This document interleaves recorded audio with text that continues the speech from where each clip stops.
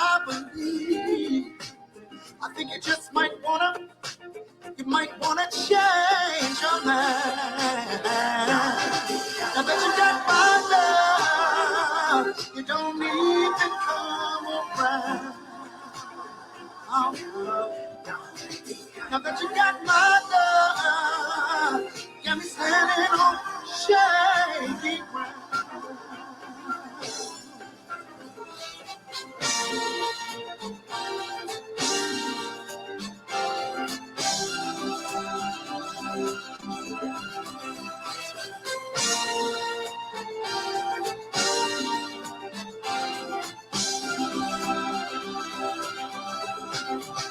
What kind of way is that to treat your man? When I gave all that I never had. Good evening, good evening, good evening. It's Sunday Fun Day. Good evening, beautiful people, and welcome to Intellectual Radio's Voices of Change. My name is Jan, and I'll be your host this evening, and I'm going to have the opportunity to share the stage with someone that you haven't seen on VOC in quite a while. It's been a little while.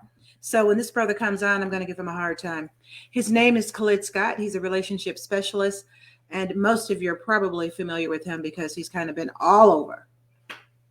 So this is Relationship Sunday, and Mr. Scott will lead the discussion on the connection between mental health and relationships. As you know, this is May. May's almost wrapped up already. Gee, half the year will be up pretty soon. And it's Mental Health Month. So today we're going to talk about mental health and relationships. Everyone knows I start my show off with a scripture for today. It's from Ephesians 4:29, which says, "Let no corrupt communication proceed out of your mouth, but that which is good to the use of edifying, that it may minister grace unto those that hear." So what is this saying? Basically, it's saying, that little 2 to 3 ounce organ in your mouth, that tongue can do so much damage. Life and death is in the tongue. And we should definitely use it only to speak favorably over people, speak life over people, to uplift people, and to edify. I want to get with my guest as soon as possible, so I'm not going to read his whole bio. He has like a 4-page bio, and I've actually read that before. But I'm not going to do it today because I know you've heard it before. And I want, hey, anyone out there listening, comment. Tell me hello. Tell me, hey, say something. Let me know you're here. Let me know where you're from. But make a comment. So I'm going to tell you just a little quickie paragraph about Mr. Scott.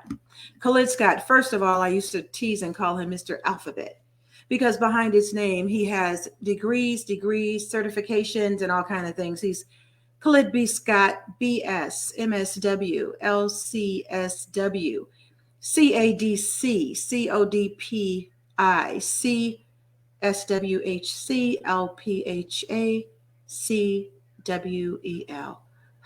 Alphabet. See why I call him Alphabet?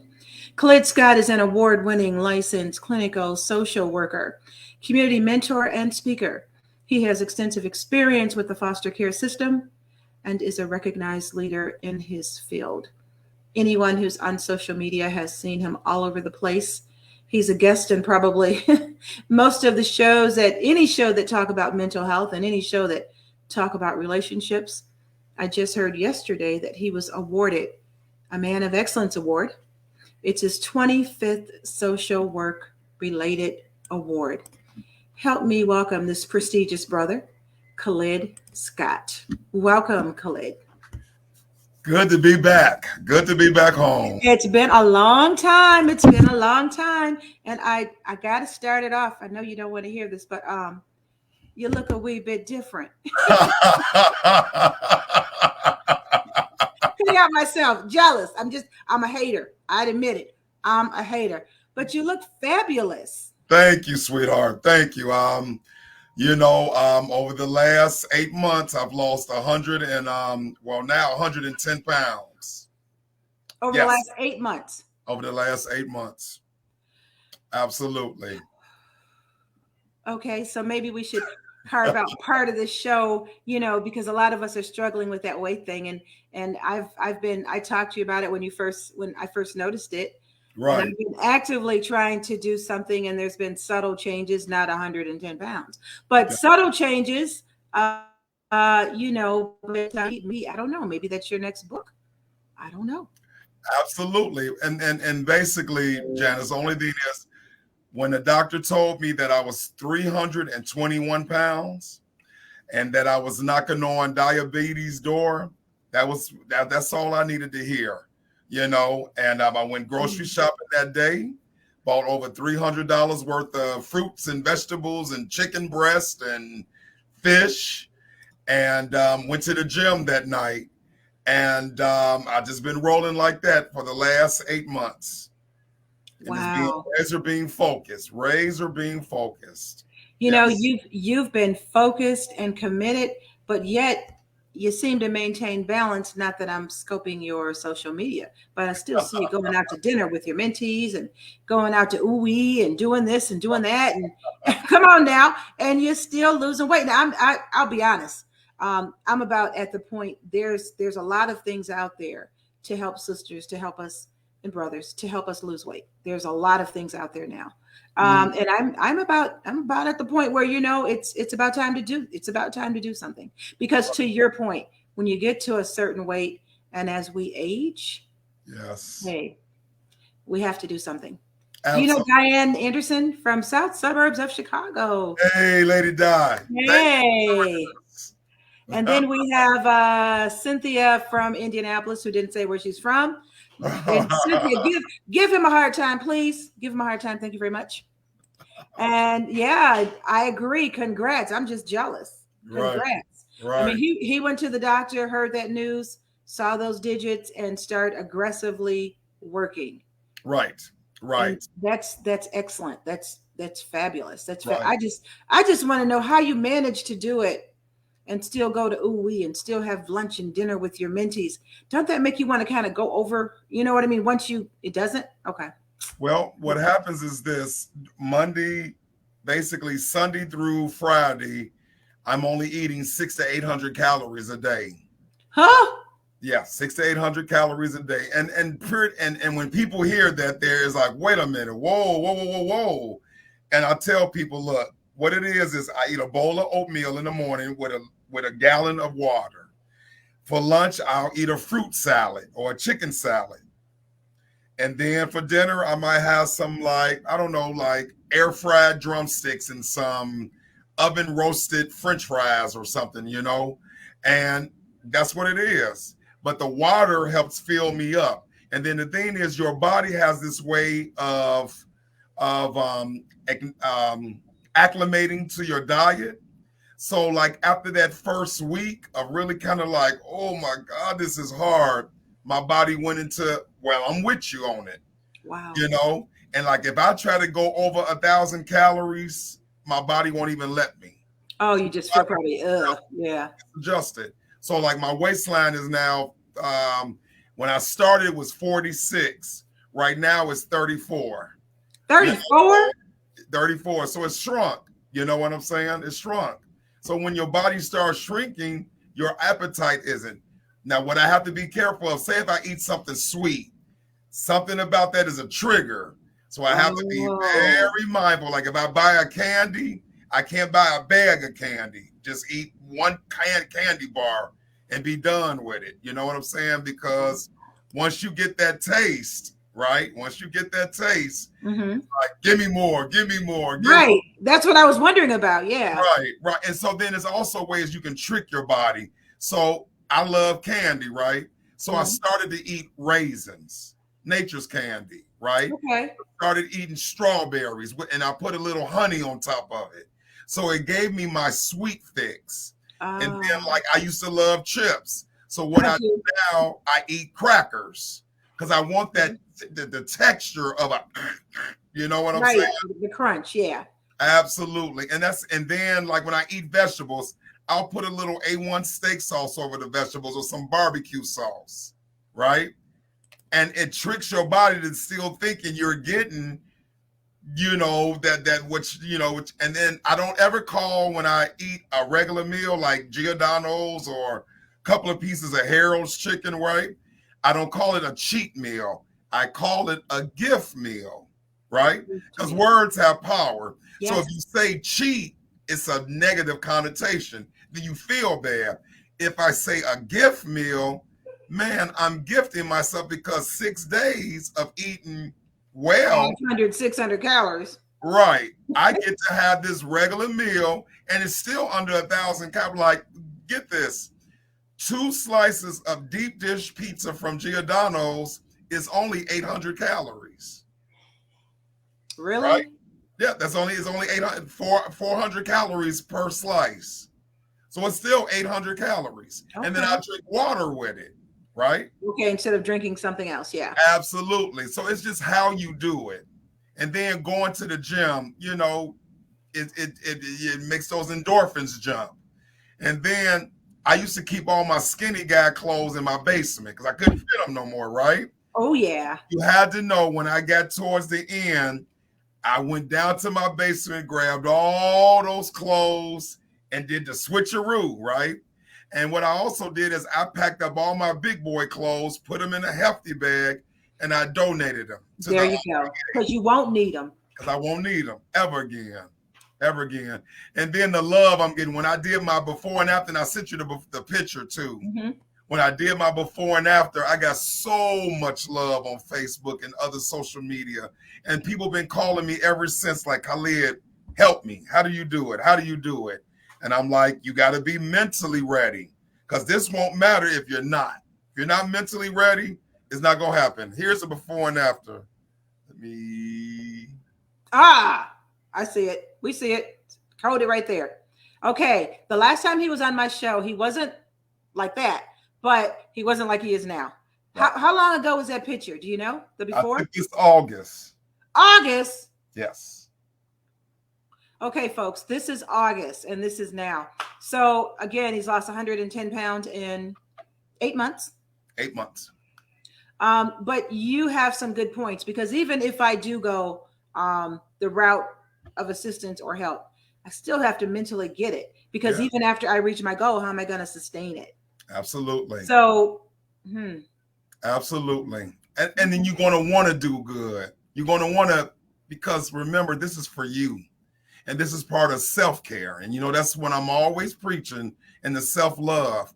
But you know what? I wasn't practicing good self-care. See, self-care isn't going to get your nails and your feet done. But that's what we think about it. When I think about self-care, I think about the massage, the hair, the nails. Right. And that's the surface self-love. Self-love is within. Yeah. It's what you tolerate. It's what you don't tolerate. Right? I cannot tolerate being a big guy ever again, because I feel so much better. And let me give you this too. People treat you different. People really treat you different. I was a nice guy at 320 pounds. Everybody's friend. Yeah, but man, I did a picture one day. I had a t-shirt, some sweat clothes, and I was standing in front of my friend's Mercedes-Benz. Mm-hmm. I saw that. Saw my DM after I took that picture, and I'm like, wow. Really? Wow. And I loved it. I ain't gonna lie. You know, it was one of those vanity moments, you know, but people do treat you differently, because I guess in people's head, when you lose weight, when you exercise, it's saying that you're disciplined. You're taking care of yourself. Okay. I think that's a subliminal message that people get, you know? Mm-hmm. But people also judge when you're overweight. You don't understand that I have hypothyroidism. You know what I'm saying? So they look at you, but they look at people that are overweight as being lazy and not just getting up and going to the gym and pushing away from the table. That's how they look at you. Yeah. Yes, and it's wrong. You know what I'm saying? And it's wrong. You know, so we got to change our mindset. We have to change our mindset. And that's a great segue for this, you know, talking about how our mental affects how we relate and how we are in relationships based on where our headspace is at. So let's go for it. Let's go for the mental health and relationships. What I love about having Khalid on here is that Khalid just takes over the show, and I could just kind of sit back and ask questions. Khalid, let's go for it. Okay. So I've been doing, I've been in private practice for going on 2 years, coming up on 2 years with my distinguished partner, Dr. Jenny Cristerna. Mhm. And we not only do individual, but we do marriage therapy. Okay. And all of my clients on my case list is relationship based, right? It's relationship based. And even the clients I had before, I went into private practice, it just seems like the commonality was relationships, how I'm being treated in relationships, how I treat people in relationships. What do relationships do for me? What they don't do for me. So my thing is, I've been talking about the subject matter of relationships since Art Sims, Chat Daddy, chats, from 1997, right? And I remember Art gave me the title Mr. Real Deal, because when I would come to those chats, I would take them very serious, because I saw how we were not loving on each other right. And now 25, 27 years ago, we still have these same issues. So what aren't we getting right? And it hit me. This is not right. Go back to my diet. When I left out the doctor's office, I had to get this right. Right. As I was driving the Jewel. When I had the shopping cart, I wanted to grab the bag of Doritos because I'm used to what? Grab it. In my head, I grabbed the bag of Doritos. Couldn't grab the Doritos. I had to shift gears. So what I'm asking people to do now, shift gears when you think about the mental, because when you fix the mental, everything else follows, right? Everything else. Have you ever worked on a goal and you wrote it down and then you was like, I'm going to do it, I'm going to do it, I'm going to do it, and you did it? Mm-hmm. What a satisfaction that was, wasn't it? Yes. When you achieved that goal, whatever it was. Right. Right? So all that I'm telling people is, or advising people, do it for your relationships. Do it for your relationships. But haven't you seen instances where there was a person that had it okay and all together here and got in the wrong relationship, and then something went awry? Their self-esteem, their this, and their mental health. Haven't you seen that happen? No, never. Really? Let me explain why. If this is well, you won't enter in that relationship. Let me say that again. Say it again. If this is well and this is intact and this is healthy, you'll see garbage a mile away. When this is healthy, you look for healthiness in people.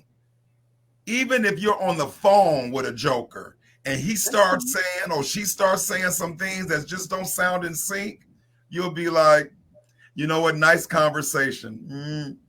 Not my cup of tea. You have a great day. But what happens is we hear those and see those red flags, and we go into what? Let me fix that person. Let me get them to where I want them to be. But don't you think people can hide who they are for a while and you don't even know? Absolutely. But remember, you always have to take a mask off because you have to breathe, right? Your pores need to breathe. True. Right? Have you ever went to a Halloween party? Even if you had the eye mask on, you have to raise it up for a little bit. You know what I'm saying? Even the COVID mask, I had to raise up all the time. Right. So, because you got to breathe. Yeah. Right? And it feels like it's constricting your, something because you covered. It's nothing like, it's like, ladies, I'm making a joke, but it's like when you take your bra off at the end of a work day. Woo. It's like, whoa, right? Right? Woo, freedom. Right.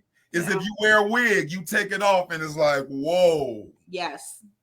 When I shave my head, boy, and I feel that clean, it's like, oh man, yes. This feels good. You know what I'm saying? When you get in your car and you just got it detailed and they put that fresh smell and you like, whoa, this smell like when I drove off the car lot. Yep. And that's what I want people to be addicted to. I agree. I'm sorry. I'm sorry. I'm going into the comments. Go ahead. I'm listening. Right. I want people to be addicted to the breath of fresh air. To the breath of fresh air. Okay. Right? Right. I want people to know they deserve a good relationship. So now I'm going to use some self-disclosure. And I think I talked about that. Oh, I know I did. And I got kind of a little pushback. But let me tell you how things work out. So you remember I told you that I have a friend with benefits, right? I wasn't going to mention that and get into your business. Okay, go ahead. I'm an open book. Go ahead. I'm an open book. And I think that the reason why it was very offsetting from people to hear me say it, because people know me to be a relationship guy, right? I've been in relationships from age 19 all the way up till I got to divorce when I was 44, right? Mm-hmm. And then after my divorce, I took a long hiatus. I only went on dates. I was not in a romantic relationship because why? I had to raise my daughter. And I had to fix what was broken inside of Khalid. And I was not going to put a timeline on it or a timetable. I was going to let me naturally heal from the horrific divorce I went through. You had a question? So wait, yes. Okay, so you said that you had to fix Khalid. Was Khalid broken prior to the divorce, or did the divorce facilitate in that break? Khalid was a young man who had TV daddies and saw TV marriages and movie marriages. Okay. Right? Because I didn't see it firsthand. Right? I didn't see it firsthand in my house, you know? And what happened was I had an image. And I really think my wife, my ex-wife, Elisa, she tried to live up to the image because I wanted the Huxtable family. I wanted to live in a beautiful home, drive a nice car, take nice family trips. You did. I wanted a beautiful child or children who were precocious but brilliant. And I wanted a beautiful wife, you know, who had a wonderful career, and we were making it happen, right? Mm-hmm. And I had it. You had it, all that. And I realized that, you know, that my ex-wife, and she said this when we got divorced, that I was suffocating her. Because why? She put on the Claire Huxtable mask for me at first. But the reality was she's really Denise Huxtable. Free for all. Yeah. Right. That's who she naturally is. Right. And I got it afterwards, but I had an image that I wanted. I wanted to be the black ebony man. Essence woman, ebony man. Right. I wanted that look. Right. And so now it's gone. And who am I? Everything in my life has fell in order. This was something I couldn't control. Right. But then I also knew I had a child. Right. And I've worked for DCFS long enough to know that kids from broken homes have broken situations, and they need their parents to make the repairs. And I wasn't going to have my daughter grow up to be the next Cardi B or Megan Thee Stallion. Mm. I was deaf on raising the next Michelle Obama, and I did. So let me go back to my situationship. So now I understand, because women got in my ear and they said, Khalid, don't call it buddy with benefits, because to women, it's a negative connotation to it. It is. Mm-hmm. I got it. But you can't give words power. But I'm clear, and I say companion. And they're like, okay, I can stomach that, right? But I still have a core. I still have a foundation. So my companion, she gets the best of me, but we're still companions. And this is 18 months later. 18 months later. You still with her? Still with her. And get this, Janice, never one argument in 18 months. Never one argument. Never one. Do you think there's a mask on, possibly? No. Well, I can only speak for me. And when I've done check-ins with her. So, and let me explain what that means. What that means is that we laid out our expectations, or to be honest, our minimum expectations. The only expectation we had down that had to be the law of this situation was that when we got together on the weekends, we would make each other's lives enjoyable.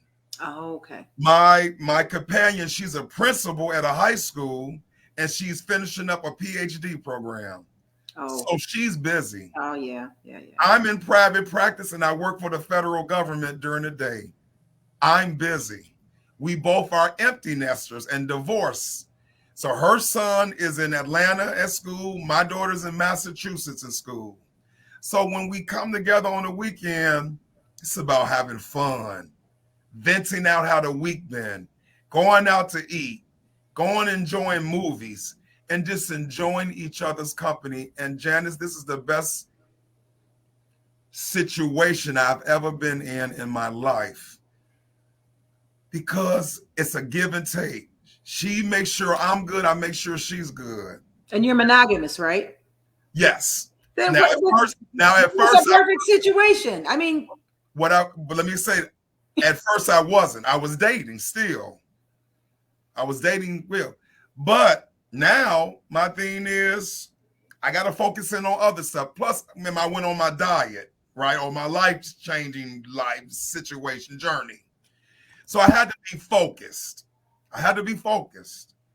What she did was she was like, okay, Khalid, when we get together, I'm going to make you some baked chicken and vegetables, and, so she contributed to help me. You know what I'm saying? And I didn't need any extra distractions. So for me, again, I throw out this disclaimer. This works for me and Tanya. I don't know about nobody else's situation. Oh, you just said the name. She doesn't mind. Oh, okay. I'm like, okay. Yeah. Okay. And she lives in another state.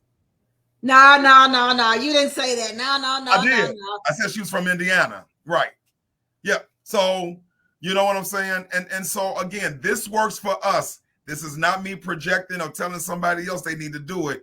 Because if you do this, don't mean you're going to meet a Khalid who is conscious and conservative and a good guy. You might meet that dirty dude who's saying, I want to be a buddy with benefits. See, I'm different, right? I haven't lost the core of Khalid. I just have a different expectation.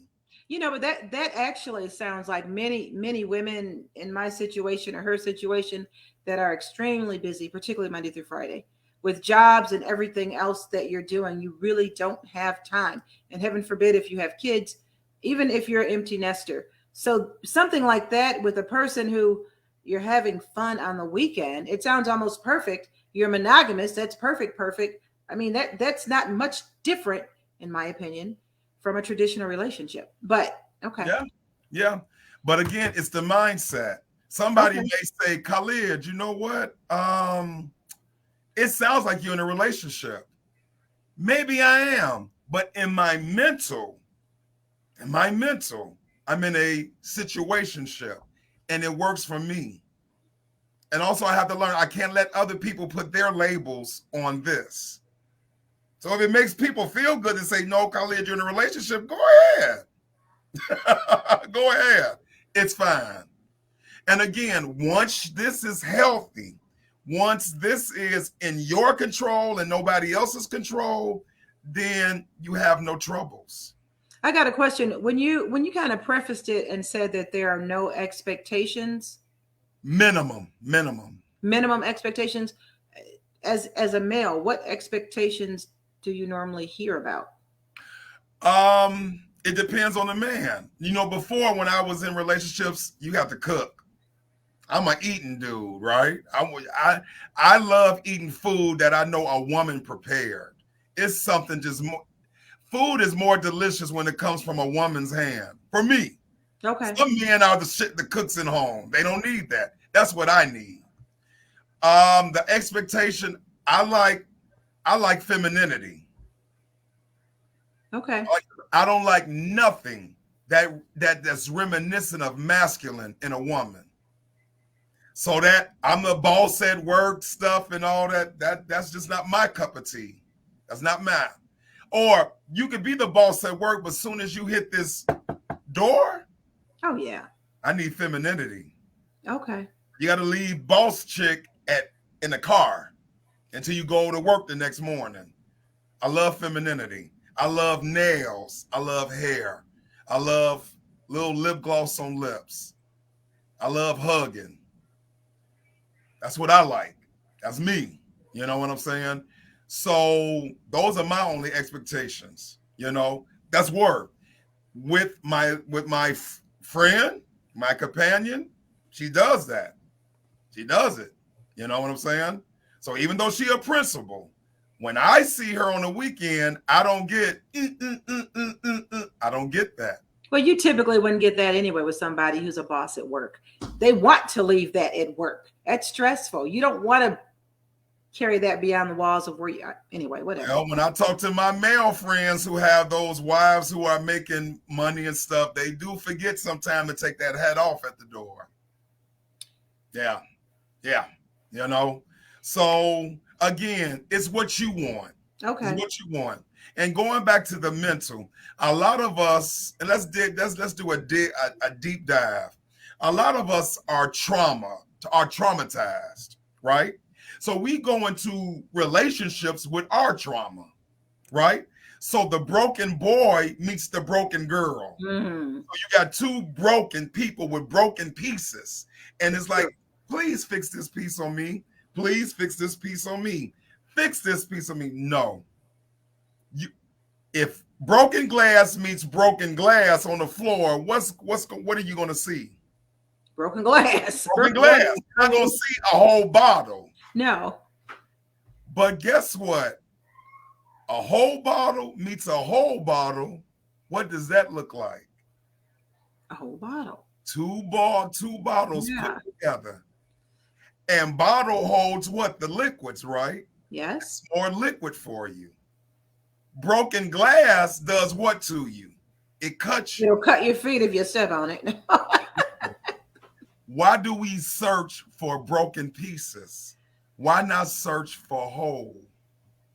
You know, you just had a good point because you're kind of talking about carryover from one relationship to the other and being broken and not healing. Mm-hmm. And I think women and men see that a lot. That's why a lot of them just kind of step back until they're whole or get therapy or whatever. But I still think some of that brokenness may come from the relationship. I know you don't agree with that because you told me that no, but you have to be broken or have some deficiencies or something going on to even get in or stay in that relationship. Anyway.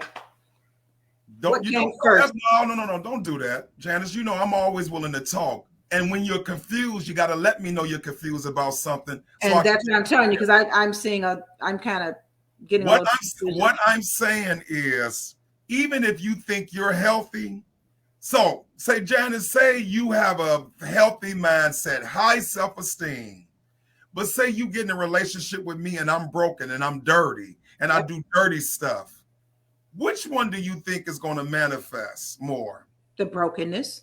Yes. That's what I'm saying. Right. So what happens is, then why would a healthy person, fully healthy person, mess with me? Because like I said before, because you possibly had that mask on and weren't showing yourself. Okay. Well, the average person doesn't keep that mask on. You hear it in conversations, but what do? We ignore it. Because I want you. I want to go to bed with you. I want to be in a relationship with you. But you told me you have 6 kids by 5 women. Well, the first set of kids was from his wife. So I can wrap my brain around that.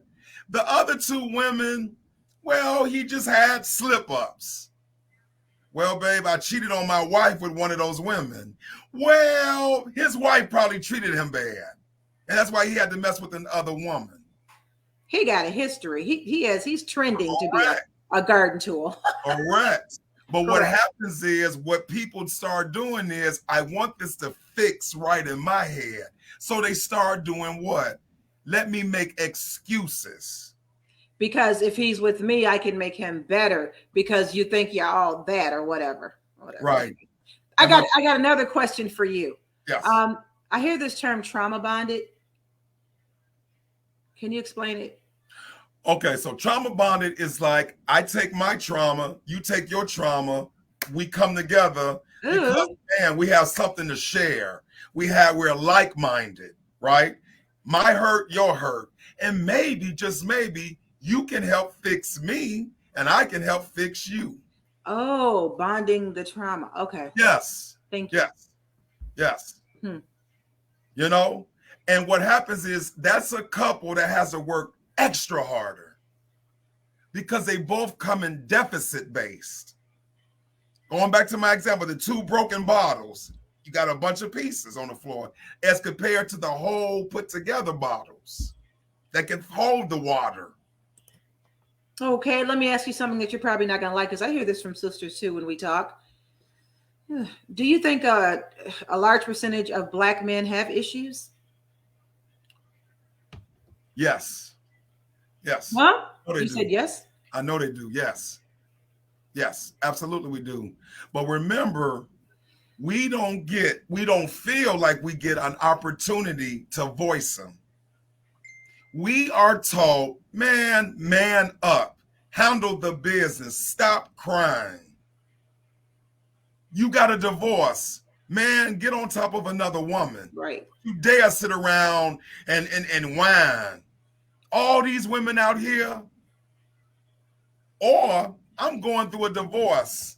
I haven't even signed the ink on the paper and I already got a living girlfriend. So I don't get to go through the grieving process. I don't get to deal with the shock and denial, the anger, the depression, the bargaining, where I do the talking and then go into acceptance. I go in, she don't want me no more. I'm going through a divorce. What's up, babe? What's up? What's up? Okay, can I be with you? Got you. All right, I'm all good. Now I got a new woman. But what happens is what you had in that closet and those suitcases in that house, you just picked them up and went to the new house with it because you didn't have no time to heal. The mental again. I don't want to be alone. I don't know what when I went through my thing of taking care of Anaya and taking care of me, I had buddies ask me, Khalid, how do you handle having an empty bed, dude? Dude, I gotta have a body next to me at night. I said, I'm forward thinking. I'm forward thinking. I will be able to get a woman anytime I want to. I got to make sure Khalid and Anaya, Kathleen Scott are okay. And my formula and my prediction worked. My daughter graduated from high school, number 3. Yes. Out of 430 students. She's at Amherst College at $80,000 a year, ranked number 2 liberal arts college for free. I'm in private practice. I make 6 figures. I'm almost done paying off my 4-bedroom house. I got 2 cars in my garage. I got the most money I've ever had in my account. Oh, that's an infomercial. Because why? I didn't focus in on the next woman. I focused on my healing, my daughter's healing, my relationship with God. And then what did I get blessed with? A woman who is educated, who is beautiful, and me and her have the same agenda. Good things will come to you when you do the hard work. That's true. When you're broken, you will attract broken people. That's true. That's true. So that's what I mean by that statement when you say, well, Khalid, what if a person is put together and they get with a knucklehead?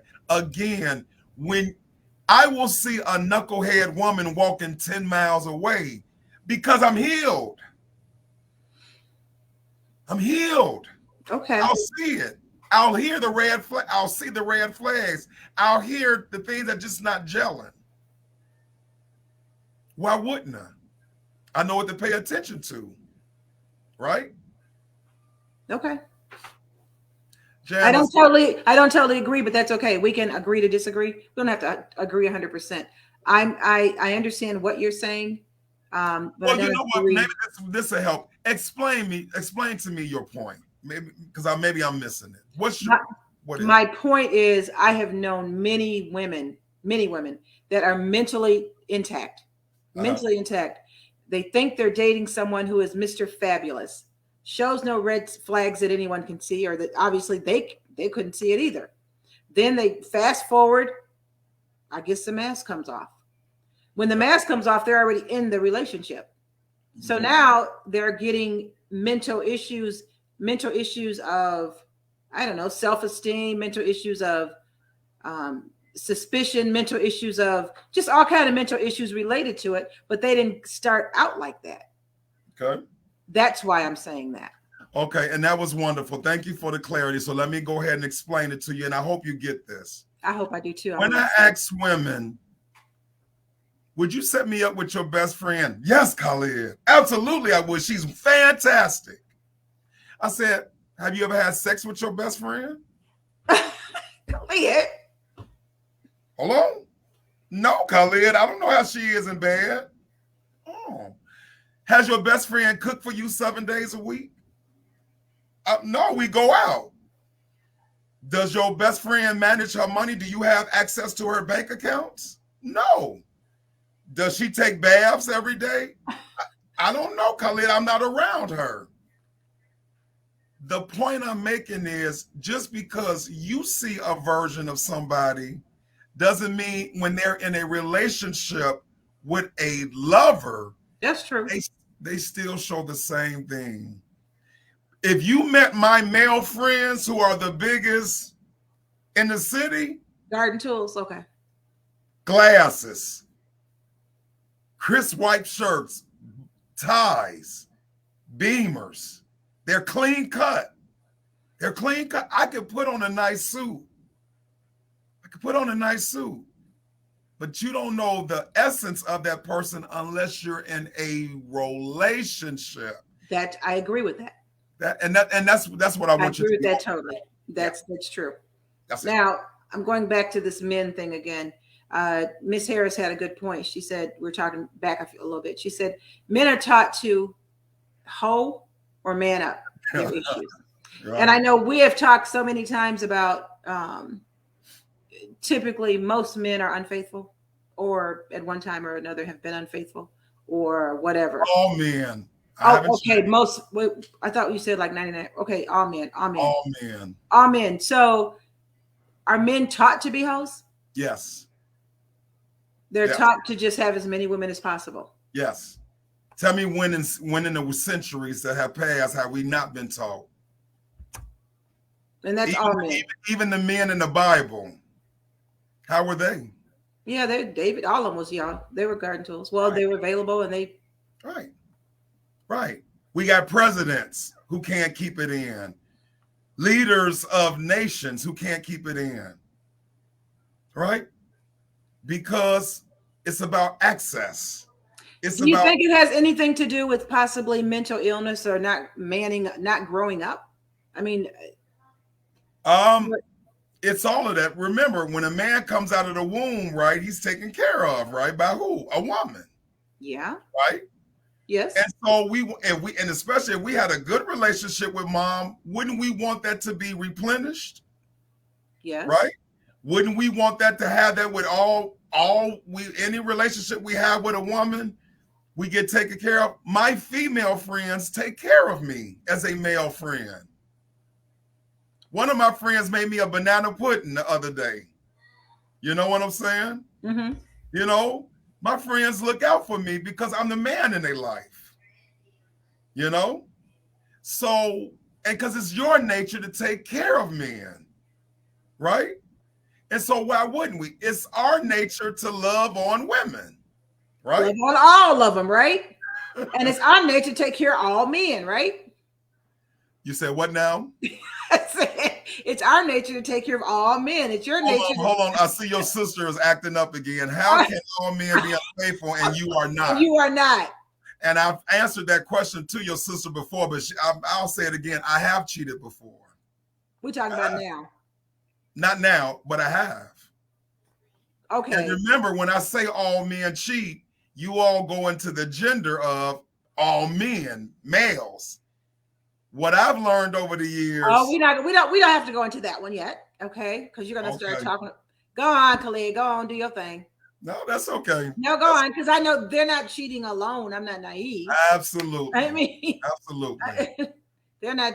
Now, Miss Harris had an excellent point, because I'm seeing everything. I'm seeing everything pinned on mental illness, including people that are going around killing people, murdering people, carjacking. Mental illness. Thank you, Miss Harris. Some people are just damn evil. Thank you. Now, Ty, you know that evilness comes from a source. That No, I agree. I get so tired of everything is mental illness. I mean, it's like a buzzword now. Gotcha. Anyway, okay. But you say, oh, cheat. Here we go. I'm not disagreeing with the statement. I don't know what else I need to say. What? Okay. I guess what he's saying is that all men may cheat at one point in their life, but they may meet someone who they don't have a need to cheat with. And that's why I asked him about growing the blank up, or, whatever. Okay. That's it. Absolutely. Okay. I'm sorry. I regress. Oh God, time is going too fast. Okay. Oh wow. No, we got 10 minutes. We got 10 minutes left. Jeez. Love it. Okay. So let me go back to the topic at hand, because no matter whatever subject matter we talk about, I want to get to the solutions. Right. I want to get to the solutions. Folks who have been diagnosed, meaning they saw a professional, they were tested, they were evaluated, and this book, the Clinician Bible, the DSM-5, this is where we make all diagnoses from, and you have to meet a criteria. You see how thick this book is, right? Mm-hmm. So when we go around calling Uncle Walter, who acts a little slow, bipolar, well, unless somebody took this book and went through a testing or evaluation, he's not bipolar. Okay. But it may be something there, but he needs to be evaluated. Even when dealing with somebody, you might be in a relationship with somebody with mental health, mental illness, right? And we know how difficult it can be, especially if they're not taking their medication and they're not in therapies, right? Mm-hmm. You take on a lot. And remember, it's not like they're purposely acting out. Their mind has betrayed them. I had a mentee who committed suicide a couple of years ago. And when people was like, how could somebody, when Miss USA jumped off the roof last year, how could somebody that beautiful?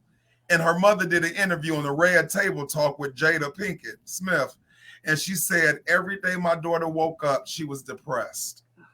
Every day, even though she was drop dead beautiful, yes, even though she had a 6-pack, yes, she had a law degree and an MBA, even though she was just nominated for 2 Emmys, right? She still woke up dark in her mind. And then that one day in January, she went up into you're right, absolutely, died by suicide. She went to the 29th floor and said, I'm tired. So that tells you how when this has a hold of you, man, you better get some help. And imagine being in a relationship with that person. It will feel like a dark hole that you can never fill up. And then it's taxing on you, mm-hmm. right? Mm-hmm. So that's why I suggest to couples, when you start in a relationship, go into counseling. In the middle of your relationship, go to counseling, right? When your marriage is ending, get yourself counseling individually. And if you're mature, do family counseling, because, it might help the kids out. But we got to start taking better care of this, because if this is out of sync, everything is out of sync. And we owe ourselves to be healthy spiritually, financially, physically, and most important, mentally. And that's why me and Miss Harris and a whole boatload of clinicians are out here ready to meet with you so you can overcome these demons that you're dealing with, so you can have better relationships. Do you think everybody, just like I go and I get a physical and I have different things checked all the time, do you think people should get a mental health check just like they would a physical? Sure. If you know you're battling something that's not making you feel well, when it's interrupting your life, then that's an indicator. Let me go and do counseling. And most people who have jobs, you have EAP programs. Yep. Good. That's true. Free counseling, 4 to 6 sessions. After that might just be what you need. If you need more, then you know that you have Blue Cross Blue Shield, Aetna, Humana. They will pay for your sessions, and you just have to pay a copay. Deidre Battle, a member of Alpha Kappa Alpha, it looks like my soror. And that's how we misevaluate others, by judging credentials. That's true. True. Yeah. Any other questions you have? I don't. I know we're out of time. I can't believe this. Never quite went this fast before. Yes, you don't have to have a diagnosis or wait until something happens to seek. That's what I thank you, Miss Harris. That's because just like you would go to the doctor, I feel fine, but you go every year anyway, just to make sure everything is okay. But usually there's a trigger. Something is like, it's something that makes you pause. That's what I mean. Okay. That's what I mean. Yep. Okay. That's what I mean. Thank you so much. I really, there you go.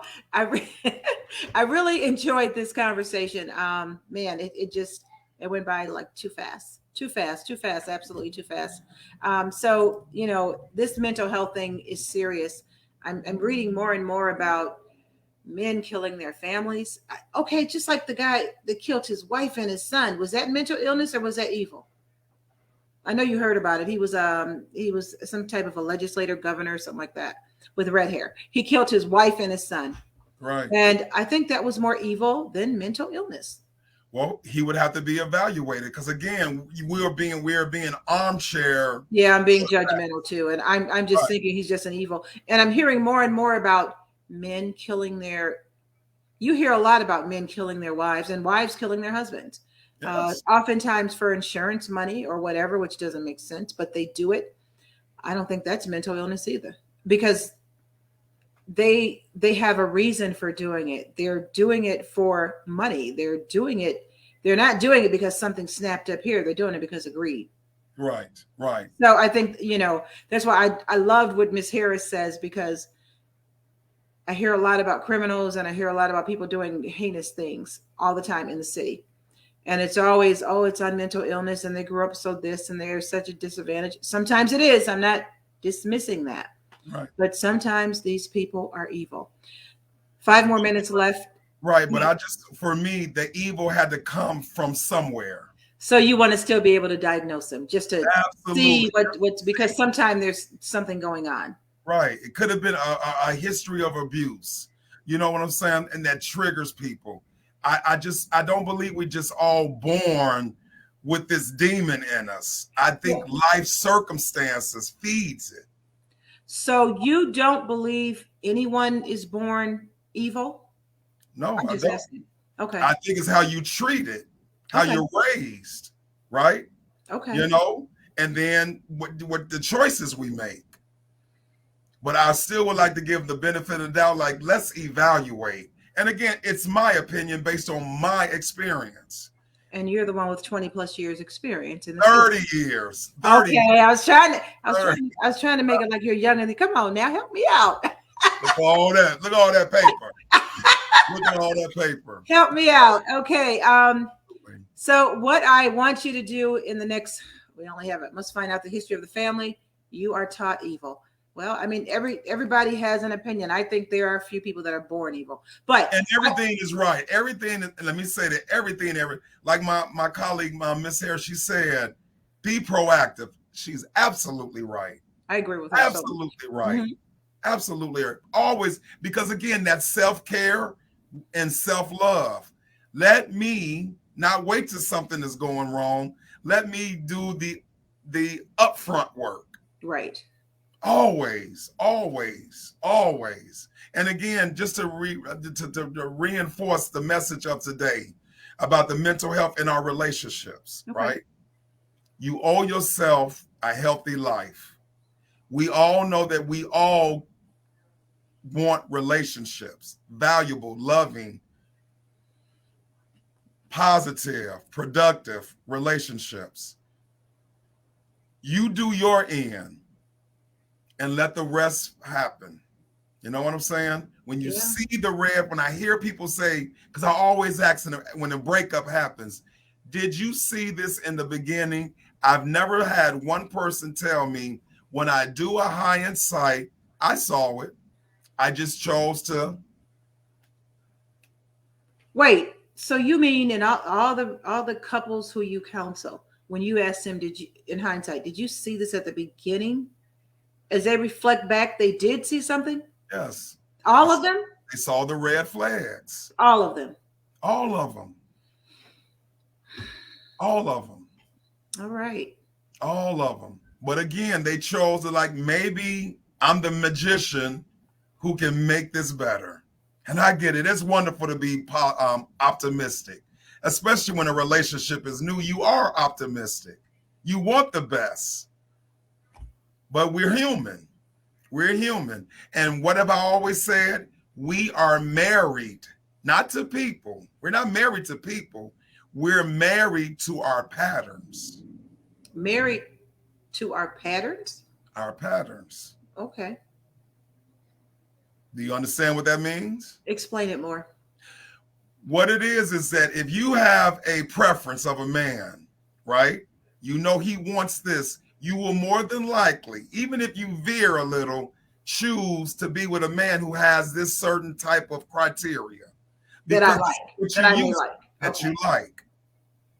So for me, I was married to and dated 5 Scorpios. It's something about Scorpio women that did it for me. I'll never mess with another one. Never. Okay.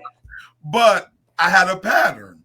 I like how I feel initially in a relationship with a Scorpio woman because we're both water signs. We're emotional. The intimacy is bananas, right? But when we veer from each other, this is what a Scorpio does. They stab you and then they sit there and look at the blood come out. I'm not a Scorpio, and I believe in stabbing. No, I'm just joking. I'm not a Scorpio, though. I'm just joking. Miss Harris, again, I have got to meet her. The most important relationship you have is the one with yourself. That's right. If you love and take care of you, you'll be good for you, and everyone else will benefit. Absolutely. And you know, I say that every show we've been on, have the best relationship with you. Because once you love you, and I mean an ultimate love, then you cannot, and you will not bring mess to you. That's true. That's true. Because you know what good love feels like, looks like. Absolutely. On that note, our time is up. I want to thank you so much, Khalid. Oh my gosh, this has been, I can't believe the time went by so fast. Before I knew it, it was 10 till. This is how it goes. This is what we do. I love having you on the show, and I love the interaction with everybody. Thank you so much, listening audience, for your comments. Love them. Love you being part of the show. We'll be back next week at the same time at 6 o'clock here on Facebook Live. We're also on Instagram and Twitter. Facebook, Instagram, Twitter, and something else. We're on a third one. What's the third one? Facebook. Anyway, YouTube. Okay. YouTube. So I will post a link for those. If your friends weren't able to watch it, they'll be able to watch the rebroadcast, and tell them definitely to listen to Mr. Relationship. You guys, You guys have a blessed week. And hopefully you'll tune back in next week. All right. All right.